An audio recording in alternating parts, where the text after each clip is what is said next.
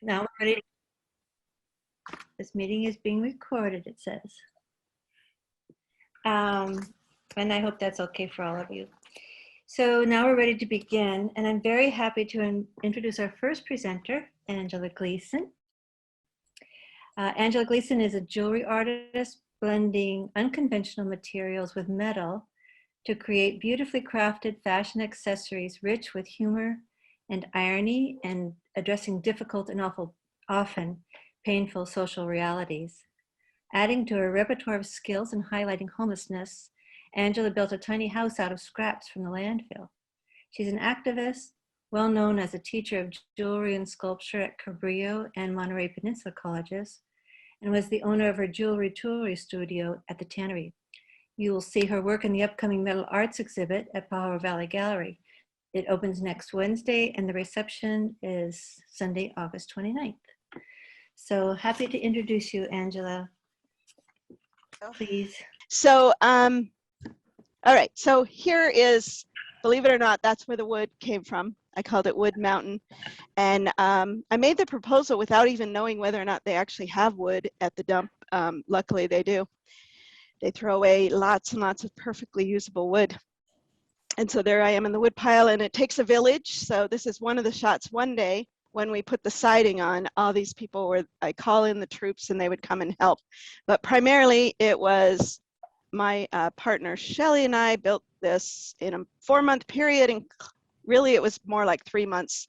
And there's Shelly, and it's called La Casita De Basura, and it's the little house of trash, and everything but the trailer that it's built on and the roof came from the dump. And so it was, it's sort of an entry to the subject I'm dealing with tonight. Most of the work that I've selected, I've sort of narrowed a body of work that is based on the subject of security and fear, and it's something I'm fascinated with, and it comes in and out of my work as my source material for ideas on and off. I have other work, if you've seen lately, I gave a couple talks, and this is specifically a body work that I think reflects some of my social practice and political practice and things. So here's the casita in the gallery, at the Blitzer Gallery, and it was right before COVID.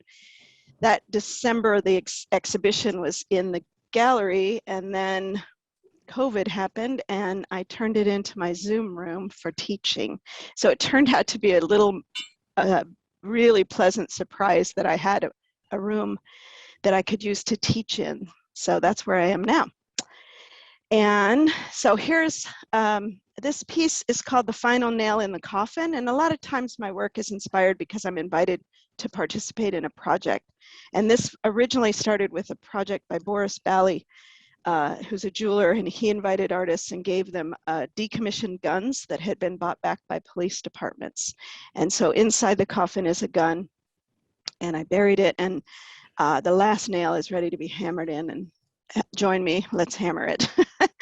And so that's actually the size, obviously, of an actual little pistol. This piece is Orlando, and sometimes I react to an event. It consoles me to go into my studio and make.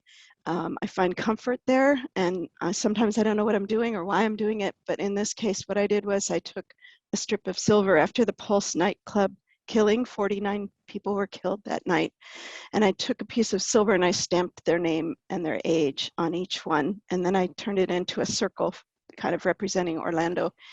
And all the names are written on the background, and this is how I displayed it. And then each of them, I gave the money. I didn't want to make money from the project. I decided to donate the money. So I made that. I ended up raising about $3,000 for Everytown for Gun Safety with this project.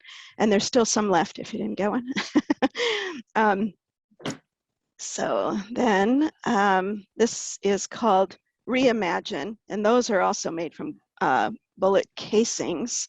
And the one in the middle is kind of a piece I've play with the idea. It's called stem cell research, and it's sort of a play on the idea that we spend more money learning how to kill people than to saving people's lives, and what a waste of amazing possibilities, what it could be like. So the other one is mushrooms growing out of the bullet casing. So these are pretty small, they're a little pendant.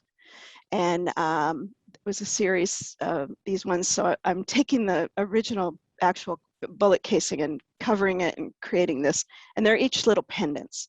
And this one was the surrender flag, which kind of doubles. I didn't want to surrender. I'm not giving up, but it was interesting. I found that one of the other meanings of the flag that you could wave during war is to say, stop shooting so we can bury our dead. And I thought that was more profound to what my message would be. And then I know it sounds like I'm kind of obsessed. Oh, I guess I'm obsessed with a lot of things. This is another one that I made. This is also bullet casings. And this is called Spray. And it's a pendant then displayed on a tripod like a flower spray for a funerary. It's called a funeral spray as well. And I had started by making these little flowers from bullet casings, trying to just another way to convert something negative into something positive. And I was making them for an art project where we go to a conference and we all trade pins. And so I made a bunch of them, and then I ended up making this piece for an exhibition at Cabrillo.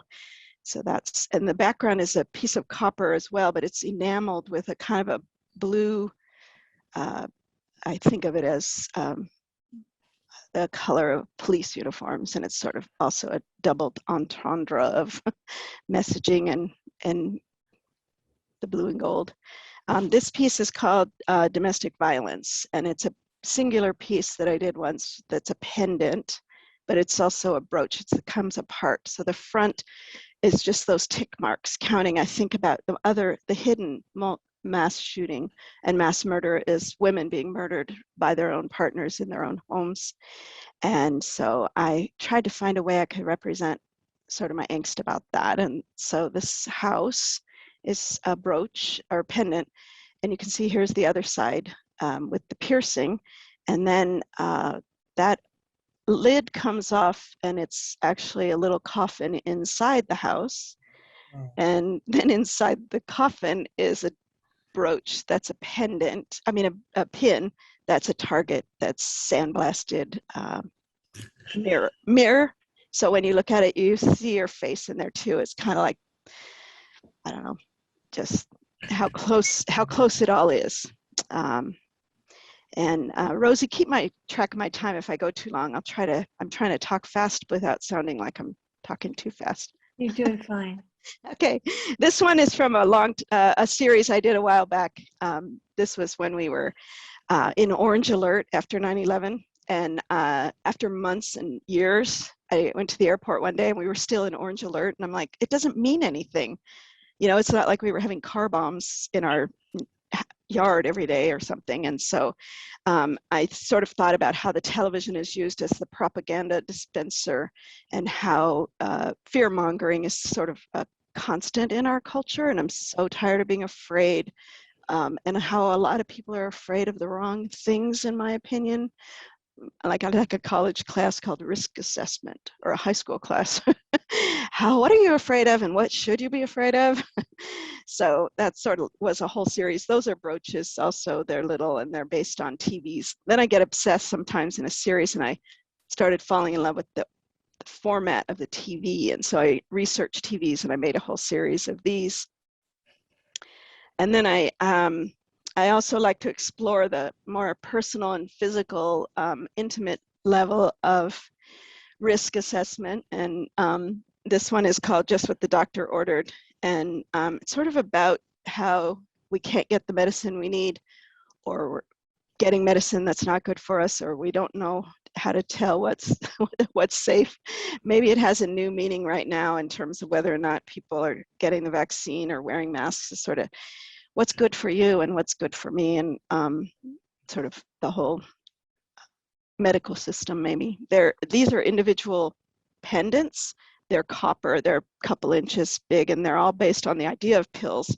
I got obsessed with the shapes of pills, and I started making these, and they're displayed in an old medicine cabinet.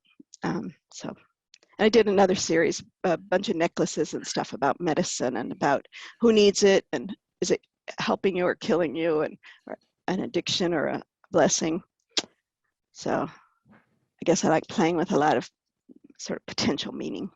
I did a few pieces in printmaking. I used to be a commercial printer and I love printmaking. And these were, that one's called The Foreclosure on the American Dream. And those, I printed little playing cards and etched them and printed them and made the little houses. And then the landscape is from the corner of a dollar bill.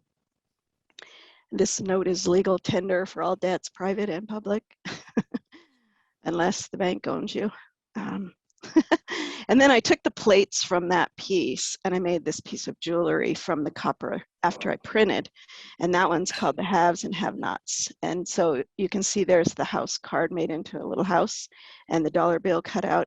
So you have the leaf and the non-leaf and the haves and the have-nots. And I think that's becoming more and more also kind of relevant in our struggles here. And then this one is called Insecurity.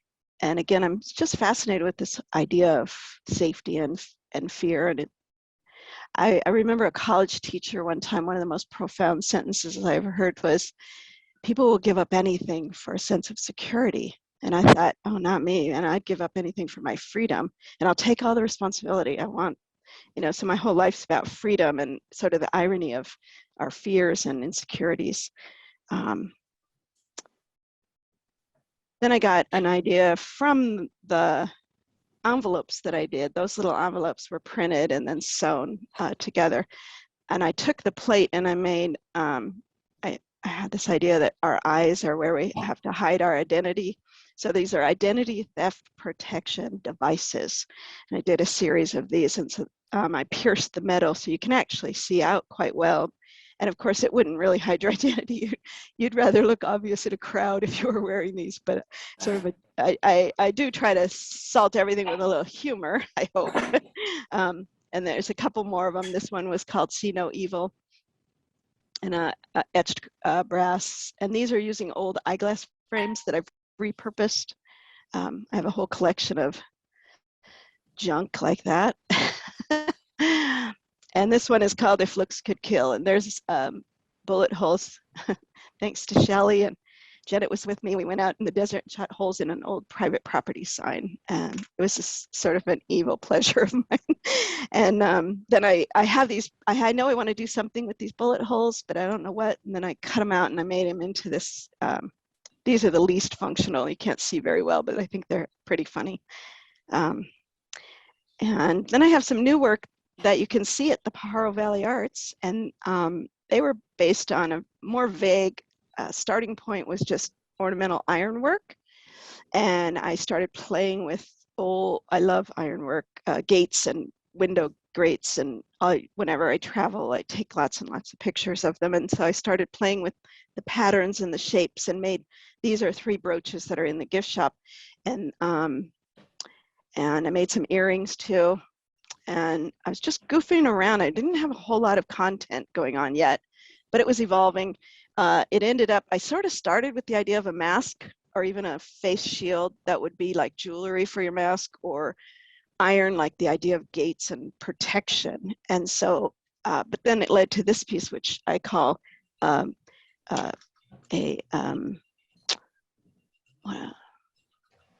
listening device for a mansplainer.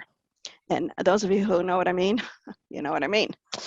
And then, so that one I just made for myself to make me laugh. This one is a new piece as well. This summer I spent my summer in my studio, which is one good thing about COVID. I don't travel as much, and I was stuck in my studio in a good way, and I was really having a good time. This piece is called Flight, and this is in the Cabrillo faculty and staff show that just opens this week. And so it's a silver little bird cage necklace. It's pretty small, wearable, kind of cute. These last pieces are the pieces that are in the exhibition at PVA, and it was a series that started with that ornamental ironwork, and it's kind of how I work sometimes, where I don't know what I'm talking about until I get going. So I took the idea of gates and that metaphor of safety versus, it's like gates are keeping people out and keeping people in. And which one is it? Which side of the gate do you wish you were on? And so the gate here is over an old photograph of a tintype I found with two women, and they're in these very elaborate dresses. Thanks to Ron Jones for the photographs. He really makes my work look good. Anyway, so that's all copper. And then the photograph is an actual antique that are people I don't know, but I like the fact that it's two women and they're trapped inside this gate, and I call that one safe. The second one is another photograph of two women, and they're kind of more from the 20s, and they're like smiling, and they're inside the gate, and they have shorter dresses, but they're still inside the gate, and it's propped just ever so much, and it's called A Glimpse of Freedom.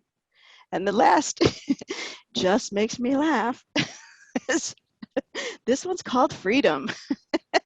And there's me and Shelly in a gate, and the gate's wide open, and there's stairs to come out, and we're wearing ridiculously bright color clothes from one of Daniela Wolf's parties. Plaid, I believe, is how we welcome to the new year. So that is what I have to share with you today. I don't know how I did on my time. I hope I wasn't You did too. just fine, and Okay. what a lovely presentation. Your work is stunning and emotionally gripping and so poignant for everything we're all feeling. Oh, thank you. Really, and beautifully executed. I'm just really, really honored to be able to see your story. Oh, thank you. Oh, hi, Chris. Yeah. So Fun. we welcome questions and comments now from you who are viewing. I think there's a few chat messages for you there, Angela. Come on, somebody say something. Well, I just wanted to say, since I'm in this salon, I'm so pleased to have Angela Gleason, because she's the person who taught me how to do assemblage. And I just can't even believe that I'm presenting on the same day that she is, because that was over 14 years ago. And she told me the nuts and bolts, as well as how to use art to tell a story. So thank you forever, Angela. Oh, you're really the best. Oh, Lucien, You are the best. You're so generous. Thank you. Angela, you know I love your work. I have several pieces, and it's thank so you. wonderful to hear you talk about it. Oh, Some of the depth I didn't quite understand, even when I bought some of the pieces. So I'm glad to hear your talk. Thanks. Great. Oh, and there's Daniela and Kim. Thank you for the inspiration for the party. The gate metaphor that you're using there. Yes. Do you remember the old Girl Scout song about one door and only one, and yet it stands for two? I'm on the inside. What side are you? Which I never really understood, but oh, interesting. Yeah. We didn't sing that one. I have to learn that song. Oh, it's around. Yeah. Okay, everybody, we're gonna do a round now. Okay, no. Girl Scouts roll. Yeah. A lot of my old Girl Scout buddies are on here. That's hilarious. I am the woman I am because of Girl Scouts. Hey, don't blame us. Don't blame us. Oh, blame the Catholics. Anyway, well, thank you guys. That was fun. Yeah. Big applause for you, Angela. Thank you. Thank you. Thanks for being here. Thank you for your strive for freedom. It's encouraging to anybody who's with you. So yeah, I love that. So I think we're ready to move on to our next wonderful artist. This is Jeff Arnett. He is a sculptor of stone, bronze, and wood, and he creates both abstract and figurative sculptures, drawing inspiration from his materials as well as cave paintings, rock carvings, and fertility symbols. I'm going to quote a poem that Jeff has on his website. It starts, "Trinity of sun, fire, and earth, I hold them in my hands and feel the shape of light and dark, a memory of minerals, smoothing the eons of time. It's easy to inflate the hours of hammering, rasping, sanding, polishing, and feeling for clues to the secrets of stone. It's easy to forget the arrogance of altering time with these tools that pound, carve, and scrape at the long years of light and water and earth. It's easy to forget your own death when you conceal mortality in the stillness of wood, bronze, and stone. It's easy to forget, but forgetting is how art begins." So you can see current examples of Jeff's work, his beautiful stonework at the exhibit. Sculpture is an outdoor exhibit at Sierra Azul Nursery in Watsonville. Also, he has work curated by the Sea Gallery in Santa Cruz, and you can visit him in his studio. So it's with great pleasure we welcome you, Jeff. Thank you for being here and presenting with us. Thank you for having me. A tough act to follow. Got some of my friends behind me, keep me company. So Hedwig, are you gonna start the slideshow? Yeah, I am. Hedwig, are you there? Okay, here we go, I think. So, so that's me and, you know, my hands and Hang on. the tools of the trade. I thought I'd begin in my beginning as an arts student. So back to the next slide, Hedwig. This is Moldy Shed, where I lived when I became an art major at UC Santa Cruz. And that's me and my friend Rod standing before it after we got an eviction notice for Moldy Shed. But it's really where I discovered wood. And fortunately, there were fallen trees on the property, so I was able to scavenge wood from those to begin. I had no money and I didn't know where you even bought wood to carve. So next slide, Hedwig, if you please. This is the first wood carving I did out of a redwood log I found. And it began my attempt to split wood and then reconnect it with metal tubing. But I decided I didn't like the sculpture, so I abandoned it. It became fodder for nature, I guess. And my next piece, Hedwig, was in a UCSC art class taught by Doyle Form, and this is my first wax piece. You can see the gating. When it was cast in bronze, I gave it to my mother, but decided later I didn't like it, so I had it melted down for other sculptures. She wasn't pleased, but it just wasn't good enough. Next slide, Hedwig.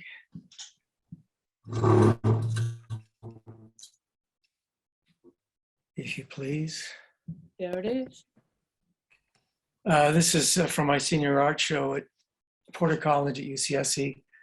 I think it's black walnut, another found piece of wood that I cut up and then reconnected with metal tubing. And apparently I'm still doing that. And to the next slide.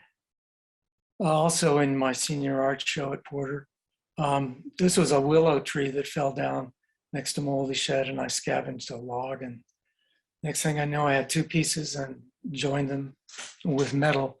I still have the piece, and it's changed a little bit over the years. Hedwig, next slide, please. This is it on a different base, and the metal has changed to stainless steel. And you know, it's like a lot of old friends. You're not sure why you're so fond of them, but you are. So I've kept this in my own collection. And then in that same senior art show, I was fascinated by African gold weights and the Ashanti kingdom, where they perfected it. So this was one of my versions of that in bronze on a black walnut base. And the drum is out of an acorn that was in the casting, and also the body of the drummer was a pine cone. So you can burn out natural materials in the kiln process. And next, another found piece. This is eucalyptus. No one told me you're not supposed to carve willow or eucalyptus. And I've actually since reconfigured that into two pieces that are going to be in open studios this year. Black walnut piece that ended up going to New York when a savvy gallery operator took advantage of my naivety and bought it right out of the senior show for a lot less money than it was worth. I was sad to see it go. And next I did my only aluminum sculpture. And I just have to disclaimer, I did this before the Transamerica building, so that's not where the inspiration came from. And I still have that piece. And then I did a black walnut figure. This also ended up with that same gallery owner in New York, and I'm sad that it did. This is the finished version in the senior show. But I remembered it so fondly that I did a kind of takeoff of, recently out of Utah Red Alabaster that'll be in the open studios. This was also a bronze piece I did for the senior show that I gave to my mother, and I didn't take this one back. So it's still in Hawaii. A recent bronze sculpture, I suppose I do a lot more figures when I do wax, which of course, thanks to the lost wax casting, becomes bronze. And Sean Monahan at Bronze Works does all the casting for me. I think there's another bronze, and these are series of bronzes. You can probably see the Henry Moore influence in this one. He was a favorite of mine back in the day, and I still, this is, I call Three Blind Birds, but Hedwig likes, for some reason, nuns, so I think I'm changing it to Three Blind Nuns, but also out of bronze, a recent sculpture. And then I went on to something else. Another bronze, this is just the head that was mounted on a black granite base. But bronze seems to go where I find the facility to do figures more so than in stone.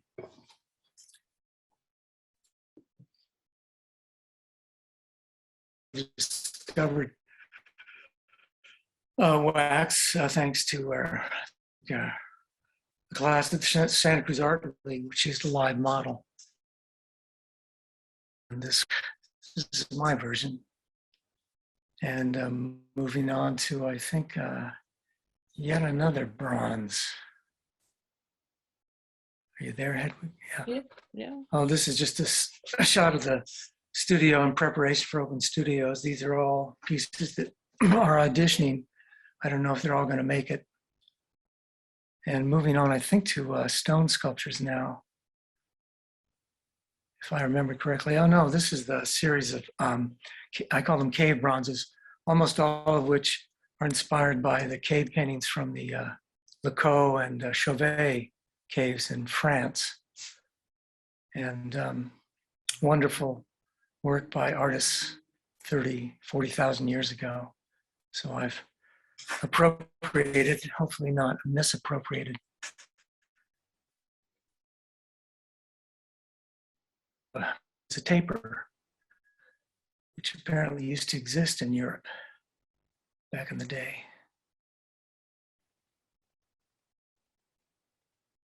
These are all mounted on limestone and then mounted on wood bases. So I invite you to visit Le Caux virtually and look at the facing horses from which these horses originated.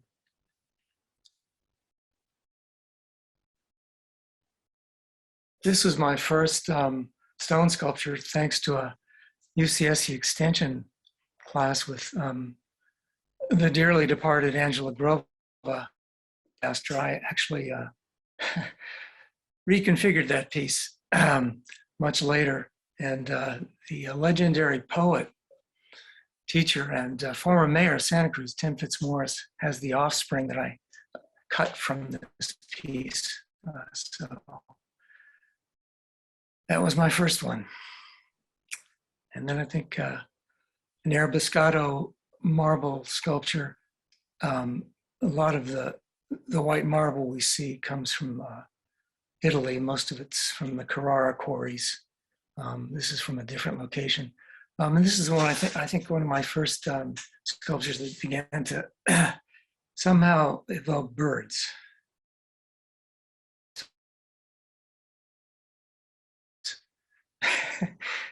As you can see, is a bird's head. out of, I think, Colorado alabaster.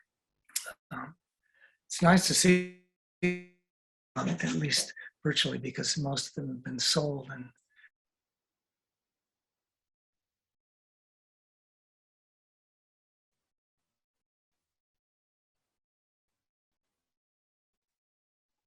I think this is another Colorado alabaster. And I believe this is in the Susanna Arias collection, I'm flattered to say. Blue ice alabaster, quarried in Tuscany. Word is the vein is running dry, so I don't know how much more of this there'll be. So that's when I started to penetrate stones with metal, still doing that too. And on to another, yeah, this is a limestone from Kansas, and it was inspired by the Greek and Roman amphoras that they've unearthed.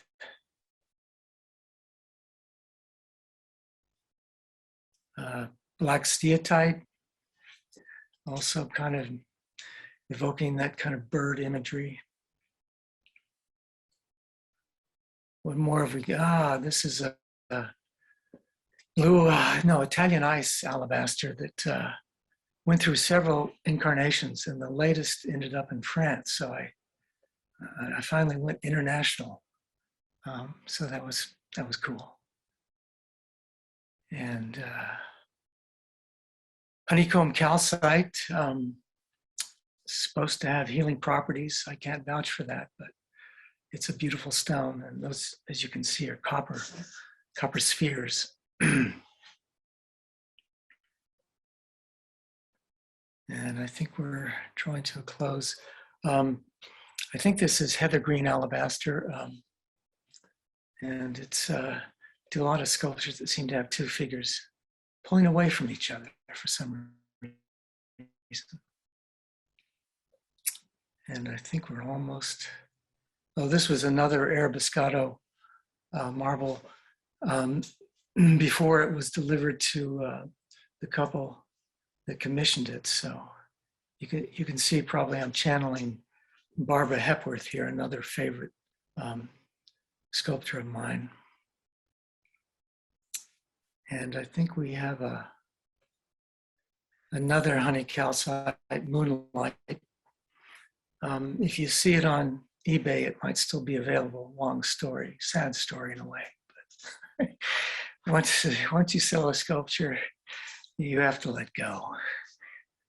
And I think next we have maybe that Portoro, that Portoro marble that's quarried on an island off Italy. And this piece ended up, as you'll see in the next slide, at the Sierra Azul Sculpture Is show. And I just got a chance to say goodbye to it before it was sold. So it's nice to see you again. Beautiful stone. Another piece that appeared in the Sierra Azul exhibit a couple of years ago, Carrara marble. I still have it, it's behind me. And another Carrara marble also at Sierra Azul that I have to give credit to Judy Stabile, who started this stone. So it's a collaboration, and it's now residing in Houston on the 29th floor of an apartment building. And I think we're almost to the end. This is another piece that Judy Stabile started. So I give her most of the credit along with nature, also Carrara marble, and still at Sierra Azul. And finally, I believe, is another piece of Carrara marble. I almost never start with an idea, but this is one exception. It was actually inspired by a photograph I took of my college girlfriend at UC Santa Cruz.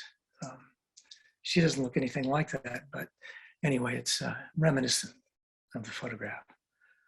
So that's it. Thank you for having me. Oh, wait, one more. This is the Ming marble piece I finished that's actually the postcard for Open Studios, whatever form that takes this year. Beautiful stone from China, as you might have guessed. So thank you for hosting this, Rosie and Hedwig, and for having me as part of it. You're welcome. Beautiful. Thank you, Jeff. Really beautiful work. It's really, Thank your you. poem, you mentioned something, a memory of minerals smoothing the eons of time. And it feels like there's a lot of ancient connection from the cave paintings to the way you carve things in the images that you show. It just feels like you are deep in that, I don't know, the longevity of those creators, of all the, that came before you, comes through in your work. It's really lovely. I love how how you say that your pieces are auditioning for you. That's the best. The last few years, Yeah. I've carved a lot of stone, and we've run out of room, so not everyone's going to make the cut for Open Studios. Oh, that's great. Yeah. I missed hearing the titles of them. Are they titled? Well, they are, but I think I've forgotten most of them. So Okay. I keep them on cards next to the sculptures. So. But yeah, they all have names. Oh, Jeff, like, for example, many, many hours must have gone into some of those beautiful stone sculptures, like the black and the one at Sierra Azul. How long did something like that take? No, I don't keep track anymore because then I might start thinking about how much am I making an hour? But, I mean, it must be a labor of Picasso love. Picasso said something interesting to me, apparently, to someone that asked how long it took him to, complete a certain piece, and he said 50 years. And the inference, of course, is that it took him that long to get that good. So I think I'll borrow that. They all take about 50 years, from where I started. But yeah, I don't keep track anymore. It would just send me into a dark place. Definitely labors of love. All They're the beautiful. hours you put into it. Thank you. Anyone else like to comment or ask Jeff a question? I'd just like to thank Jeff for David. before his most recent sculpting stint. He spent many years helping sculpt and shape young lives, and 20 some odd years later, I'm still very inspired by all this, and that you still have your college work and you're still kind of reworking it is amazing. And I still have plenty of mine, so I'll probably be following in the same footsteps. So thank you, Jeff. Thank you. Another art major from UC Santa Cruz and a great cross-country runner. Jeff, this is Candace, and I just wanted to say that it's incredible to see the scope of your work. Remembering all those early pieces. Mwah. Great work.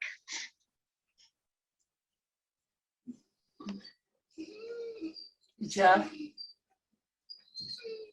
Thank you. Well, Candace lived not in Moldishted, but with us on the property, and also was involved in the beginnings of ID and the basic exchange for your old timers. Mary? You're muted, Mary. I'm wondering, Jeff, do you work on 2 or 3 pieces at a time and go back and forth, Well, when you say 2 or 3, that it's a lot. I got to admit, as meditative as sanding can be, I get really bored when a piece is only to be sanded. It seems all the creativity has been done. So I'm working on 5, 6, 10 pieces at a time. I just go back and forth. Yeah. So that costs me in the end, but it's how I work. Yeah. Thank you. Well, here's a big hand for you, You're Jeff. frozen. I hope I'm Beautiful. not. Thank you. Yay. Yeah. Wonderful to see all of their, Thank you. yeah, There was beautiful. someone in the chat. One question in the chat was about how do you choose your stones? Are you? I know I've done a little stone carving. When you start out, you're not for sure. Or the ones with colored grain, you're never sure what the end piece is going to look like. But you start out with a pretty piece of stone. Do you Do have you a foresee? Yeah. Yeah. premonition of what it's going to be when you look at the rock?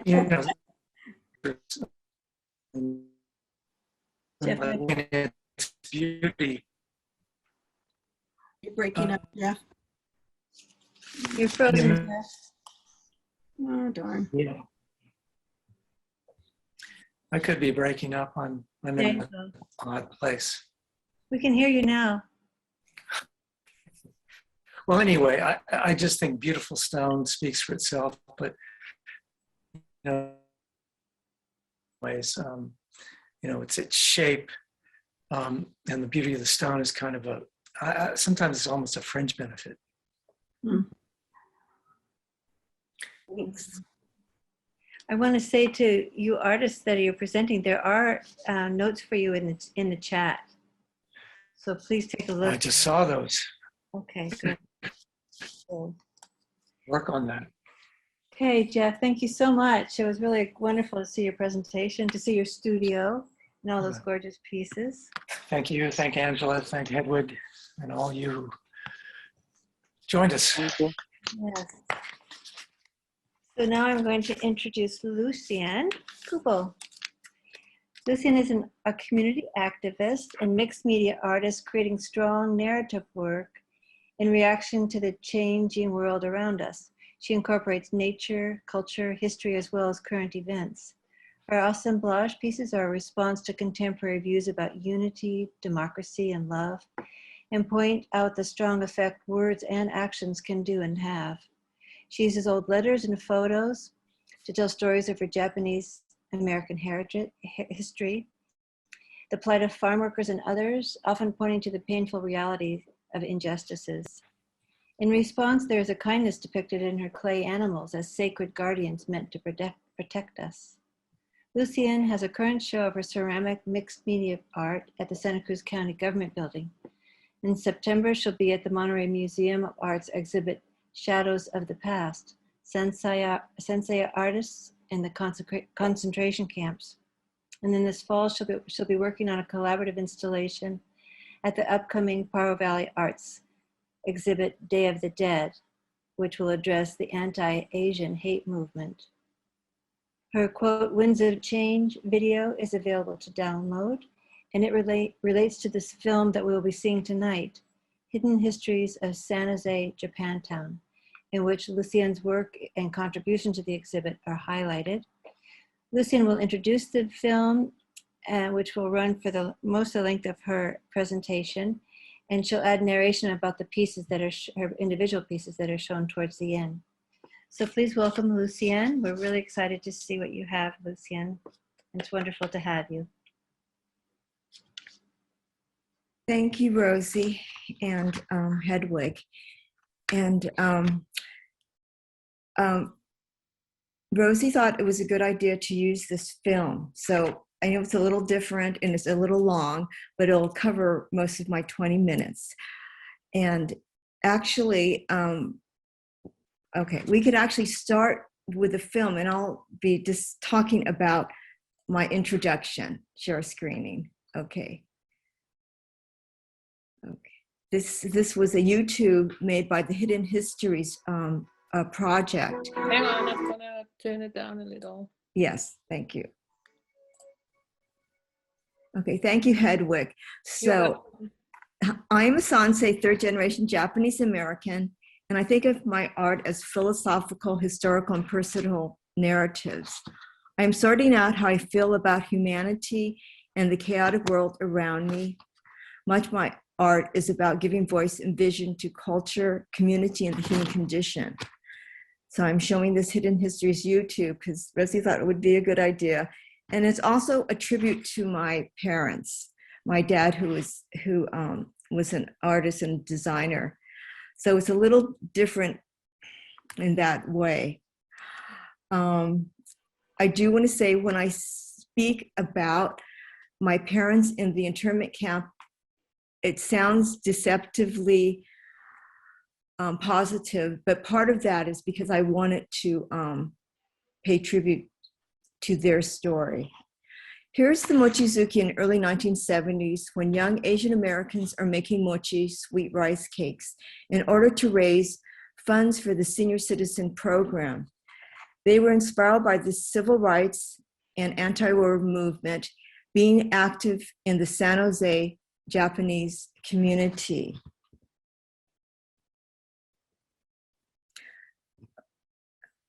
In this Hidden Histories project, 9 artists tell unique stories about our Japanese community. My Winds of Change focuses on the social activism of the 70s and 80s. When I went to Japan,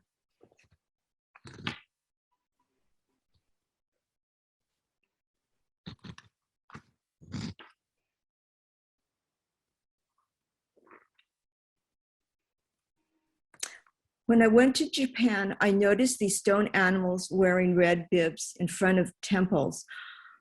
I wondered why. And then I discovered that they wore these red bibs to ward off toxic energy. And I really loved that idea. So I created a series of ceramic animals wearing bibs. So the Guardians of Sacred Places is my current exhibition at the Santa Cruz County building, and they protect a wide range of lives, whether it be Black lives, the lives of Indigenous people, women or LGBTQ, Asian Americans, our Earth, or our collective response to the COVID pandemic. This is a ceramic piece and installation about Inari, the goddess of rice. This is one called Immigrants Are Not the Enemy, and I created this for the Davis Ceramic Endangered Species exhibit. The Mexican gray wolf is one of the 200 endangered species affected by the border wall. This one is about Black Lives Matter, Water is Life, and other social justice issues. Another grouping showcasing a wide range of concerns that we've had, especially in the last 4 years. And again, okay, I think the interview will start, and you could. I will tune it up, yes. Okay, thank you, Hedwig. Yeah. Where both their families were put during World War II. And I don't know if I should say this, but in the camps, kind of leveled the field because they didn't come from the same kin or anything and the same social background. My father's parents came from Fukuoka Prefecture, a farming area, and his dad went to work for George Shima, who's the potato king in the San Joaquin Delta area. So they lived in Isleton, but it was a really hard life, being a sharecropper and growing asparagus and celery. And they had 4 boys, and his mom died of cancer when she was only 37. And then they moved to Berkeley, where then he went to high school. But I know it was a very difficult life. On my mother's side, they came from Niigata-ken, and they had more opportunity. My mother's dad actually was traveling. I want to go to the United States and find opportunity. He was not a farmer. He started a dry cleaning business in San Francisco. They were active in the Buddhist church and activities, and he was the treasurer of the Buddhist church. Unfortunately, after World War II started, because he was the treasurer, immediately the FBI knocked on the door and he was taken away within minutes, actually, not even able to pack. And the family went to try to find him at the immigration center, and he was already on a train to Bismarck, North Dakota. which was the the penitentiary for high-risk people. And that was very, very traumatic for him and for the family to all of a sudden be without, their father. And then eventually they were all sent to Tanforan. And then after several months, the family was reunited again. The camps gave the Nisei generation the freedom to interact and work in different situations. My dad was in the drafting department and my mom was working as a secretary, and that's how they met. Well, actually, they met, but then my dad went to Japan to serve for a year in the occupied Japan. Then he came back and then they got engaged and they got married. He had gone to Milwaukee, Wisconsin with that $25 ticket, that you get to go one way. And he settled in Milwaukee and he found a job as a houseboy, and it happened to be for an industrial designer, which was perfect because eventually he got hired there. And so then later, when he and my mom got married, they moved to Wisconsin. They just lived there for a couple of years where my older sister and I were born. So I have very little memory of Wisconsin. My mom wanted to come back to be with her folks. And so they moved in with them for 2 years in Redwood City. And then meanwhile, my dad was looking for a job. And he finally found a job with Walter Landers and Associates. Then when he found that job, then we moved to Mill Valley in Marin County. I spent my whole childhood in Mill Valley or Marin County. In the beginning of the 70s, went to San Francisco State, and then that was the beginning of all the third world ethnic studies, anti-war movement. People were being inspired by the civil rights movement. I was not involved in any of the San Francisco State strike, but I did know Lane Hirabayashi because actually the Hirabayashis lived in Mill Valley. Actually, Lane and I were both active in the Japanese community back then. But I do remember that Lane and I invited people from the Third World Liberation Front, including Jim Hirabayashi, to speak to our group in Tamalpais High. And then Peter Yamamoto, he also went to Tam High. His father was very active in the longshoremen. He was also an artist, Peter's dad. And, he invited us to see Dolores Huertas. Marin is kind of a liberal bubble in a way. So, we were, until we're so close to San Francisco, we were influenced by the, what was happening in San Francisco, which was a lot was going on there. So I wanted to say that I tended to focus on the productive lives of my parents despite their tremendous suffering. The weight of the camps was very difficult for my grandparents, and it was hard to start over. My parents' generation had to bear that discrimination and move on. And this is Jim Hirabayashi, who stood with other strike leaders of the Third World Liberation Front at San Francisco State. Of course, by the time I went to State, the strike was over. I did become involved in both the San Francisco and LA Japanese communities' efforts to save our community from redevelopment. So I was very involved in what was the future of the Japanese community. And so I was more concerned with sociology, which I took in college, and became involved in both San Francisco and Little Tokyo. To tell you the truth, I do art, but I was never the front seat. Actually, I didn't start doing art until about 20 years ago, after my children were basically grown up. When I'm talking about, what inspired you into making art, I would say my father did, because he was a self-made artist. He always we had watercolors to work with. He drew things for his projects, sometimes at home. So I remember, those really sharp pencils that he would have all ready on his desk. He didn't have very many things, but he did have, his small collection of art books. It's not like he had just walls and walls of books. He was a minimalist, but it was always there. Also, we lived in nature, and I always loved Japanese folk art, so there's a lot of inspirations. When I married Dwayne, San Jose was like the biggest thing for him. Was San Jose.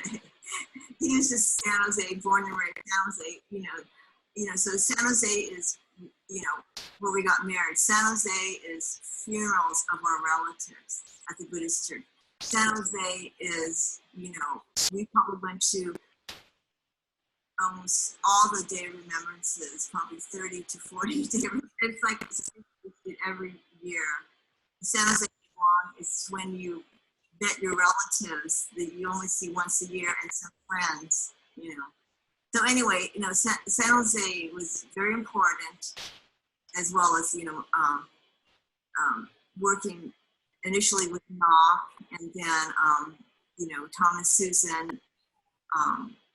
Although politically, because I lived in Santa Cruz and I wanted to be active on a weekly basis, it was just more easier for me to join Santa Cruz Indivisible and attend all their activities and do things. But San Jose, has always been a very important part of our lives. That's also another reason why it's so important to do the Hidden Histories Project. And San Jose is actually really, really fortunate because there's so few Japanese communities left, as well as there was a Filipino community and a Chinese community. It's all gone, and that's why Hidden Histories is really important. As you could see, the images that I submitted when I painted the koi or the suru or the mochi. So I have conceptual ideas, whatever media seems to work. So when I noticed one person, did that dragon that was moving, then I thought, I'll put some of my ceramic images in there. And then Corinne kept saying, why don't you do something that's more like your collages, where I have different things mixed up? And so that's why my final presentation to Hidden Histories was more like a little assemblage, which was a combination of the painted, the three-dimensional thing. Corinne was very helpful in kind of inspiring me to just approach it like an art piece, which is using a variety of mediums, including photography, which could be another layer. Well, I just hope that, I'll just be part of the 9 people contributing, maybe. Because art, I think, sometimes is easier to tell a story than just the written word.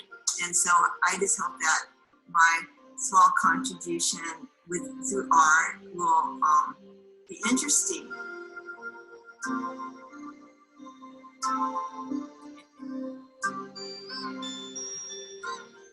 This piece is called Made in Japan, and it is an assemblage with recycled materials, various toy knickknacks of post-war Japan, but now they bring me remembrances of my childhood. This is an assemblage: see no evil, hear no evil, speak no evil, survival under atomic bomb attack. This one is called Are You an American? And I made this in response to the mean-spirited responses to immigration. This addresses Indigenous people, the current essential workers in our field. This series, I thought of how words and values took on new meaning during the Trump years, such words as fact, being civil, dignity. And then this piece on democracy, words like freedom, unity, and kind. And in terms of this piece called Unity, Black, Latino, immigrants, Asian, LGBTQ. And then this is called Topaz Family Story, and it's a collage about my family's experiences. Has my family's photo and also my mother's identification card. And then this is about voting and showing the importance of voting and the blue wave. And this was part of my farm worker series at the Pajaro Valley. And many were strawberry farmers and suffered a lot of discrimination and eventually were sent to the concentration camps, many never returning. This is about Filipino farm workers. Larry Italong and Philip Veracruz were leaders of the Great Boycott with Cesar Chavez. And Chinese Americans were one of the earliest farm workers in Pajaro Valley. But because of the racist attacks by the Santa Cruz Workingmen Party, many left the fields of Watsonville for the big city Chinatowns. And this ends with the Japanese American concentration camp. I found this metal circle in the Heart Mountain dump where my husband's father was. And it has images of the barrack of Topaz and the aerial view of Topaz where my parents were, and the Dorothea Lange photograph of 2 children awaiting the bus to take them away. So thank you very much for watching this long presentation. I know it's a little different, but it just shows a little bit about my background and why I do some of the work that I do. So thank you. Thank you, Lucien. It's really touching to hear your story. And it's quite wonderful how you bring alive the suffering that came from your family and how you're keeping alive that your history and your tradition and your connection through your work. And it's, yeah, thank you. It's a beautiful, it's enlightening for the rest of us who didn't experience that. And yeah, it's quite wonderful. And I love assemblage pieces and your little ceramic pieces that are just, full of delight as well as, pain. So, thank you. Thank you for telling the depth of your story. It's really wonderful to hear.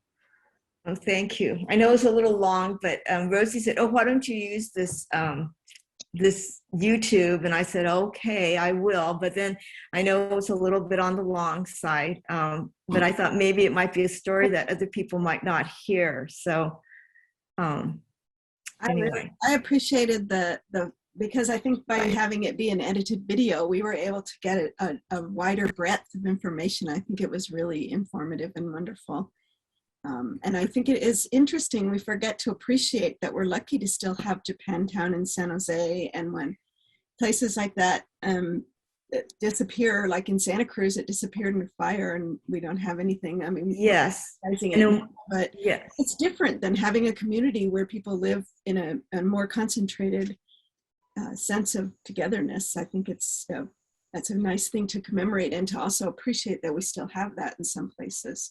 Right, because Watsonville, the Yamasha's market just closed down this month, and there's hardly anything left. Sandy Leiden has an excellent book about the Japanese Americans in the Monterey Bay, and that's all that's left. Of course, the Buddhist church and the JCL building and some restaurants, but there used to be a pretty large community as well as the Chinese and Filipinos, just like, but anyway, just sharing a kind of a perspective. And, but I found that when I took your class in assemblage, a lot of my past experience came back to me. And in fact, I made that American, Japanese Americans in concentration camp in your class, Angela.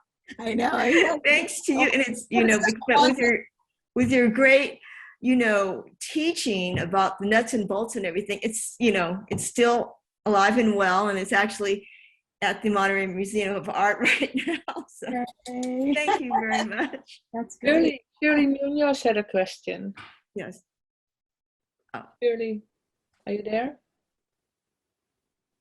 No. Who? I am here. Oh, there you are. Is that what you said? Did you call on me? Oh, yeah. Sure. I thought you had a question. Okay, Lucien, Thank you so much. I just want to say I appreciate your presence in the community and your presence in the art community. Thank I you, think that it's Shirley. amazing how active you are in all of these shows. One in Carmel, one at the Santa Cruz Governmental Center, one in San Jose, and now one in Monterey. And it just speaks to your activism and your commitment to telling these stories that need to be recorded and told in many different ways, not just in a textbook that Sandy writes, right? But also in a visual way where it's sometimes more accessible for people. So I just want to say how much I appreciate you as an artist, integrating nature and history into your work. Thank you very much, Lucien. Thank you, Shirley. I really have learned a lot from you in the past few years through Pajaro Valley Arts, and I really appreciate our conversations and working with you in the upcoming Day of the Dead project. All right, very good. Thank you. And can I say one more thing to, excuse me, can I say one more thing to Angela? Angela, you got 3 cheers for getting all that crap and making something useful out of it. I love it. I want to build one of those houses. If you ever start a class on how to build that damn house, I want to join it, okay? Well, Shelley will have to be the team leader because it was really her. Okay, that's right, it was. But I appreciate both of you. I've known you for years. Yes, I know. Thanks for being here. It was quite an adventure. I don't think I'll be doing it again. I like working small. Physically, it was quite an adventure. Whew. Well, thank you. Thanks to all of you 3 artists. It was wonderful, also different and also poignant, and also it's deeply, I feel deeply all of your stories. It's really, this format is so wonderful to be able to hear a history and what drives you and the outcome with your beautiful pieces. So thank you so much for sharing that with us. And thank you, Rosie, for having this vision to have this. I've enjoyed, if you guys haven't seen them, they're on the Pajaro Valley Arts website, are the previous ones, which are really fun. Yeah. Linda Watson, who's here, did one, and Daniela Wolf is in one, and they're fantastic. So you don't have to necessarily see them live. You can go back. I know I saw a message, Janice. Hi, Janice. You put it on the website so you can catch it there. Yeah. And we will put this one on too. Yes, thank you. It's a great format. It's been great that it's been through the COVID to have it to look forward to. Appreciate it. Really, it's a way we can get together in this way, see each other's work. So thank you, everybody, for joining. And there'll be another one probably in a couple or 3 months. We'll see. Thank you, Rosie, for being persistent. Yay. Thanks, Jeff and Lucien. Yes, Jeff and Angela. Thank you. Yeah. Hedwig, thank you. Margie and Rose. Bye, friends. And for everybody attending, thank you very much for attending. Yeah. Thanks for having us. We had 55 visitors. Wow. Okay, yay. It was really enlightening. Thank you. Okay. Hi, Teresa. Are you still there? Thank you, everybody. Thank you. Great It was wonderful. job. Yeah. Yeah. You did great, Rosie. You did great Yeah. too. So Yeah. And Lucien, I loved hearing your family's story. We don't hear enough of that. You know, I grew up buried in Nebraska. We didn't know any of those things that were going on. Oh wait. Yeah. Sometimes it won't leave. Okay. Do that. Push that. Well, now we have opportunity to see all 3 of you out there in the community with your work displayed. So that's really exciting. That was good timing for that. Good part on yours, Rosie, to get people who are actually out. The PVA show opens the 29th. Next Wednesday, and then the reception is on the 29th. The reception is on the 29th. Yeah. So please come. Yeah. Come and see us in person and see the artwork. It'll be safe. Okay. Okay, everybody. Thank you. Thank you. Thank you very much. Okay. Thank you, everyone. Okay. Bye, everybody. All right. Thank you. Bye. Great evening. Bye. Bye, Jeff. Bye, Lucien. Bye, Angela. Okay. All right. Thank you.